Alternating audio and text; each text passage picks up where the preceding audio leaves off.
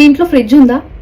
అయితే ఖచ్చితంగా ఈ రీల్ ఎండ్ అయ్యే వరకు చూడండి. ఒకప్పటితో పోలిస్తే ఇప్పుడు అందరి ఇళ్లలో ఫ్రిడ్జ్లు ఉంటున్నాయి. కొంతమంది చెప్తూ ఉంటారు, మా ఫ్రిడ్జ్ అప్పుడప్పుడు షాక్ వస్తుంది అని. ప్రాపర్ ఎర్తింగ్ లేకపోతే ఫ్రిడ్జ్ షాక్ కొట్టే అవకాశాలు చాలా ఉన్నాయి.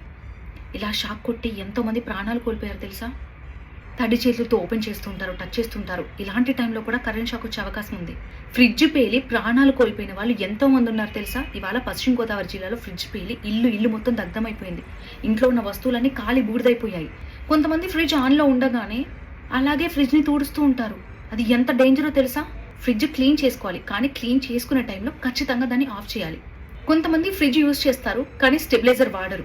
స్టెబిలైజర్ వాడకపోతే షాక్ కొట్టే ప్రమాదం ఉంటుంది. అంతేకాకుండా ఒకవేళ పవర్ ఫ్లక్చువేషన్స్ అయితే ఆ టైంలో అది పేలిపోయే అవకాశాలు కూడా ఎక్కువగా ఉంటాయి.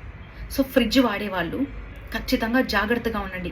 చిన్నపిల్లలను అయితే ఫ్రిడ్జ్ దగ్గరికి అసలు పంపకండి. ఫ్లక్చువేషన్స్ అయినా లేదంటే షాక్ కొట్టినా ఎర్తింగ్ సరిగా లేకపోయినా చాలా డేంజర్. So be careful.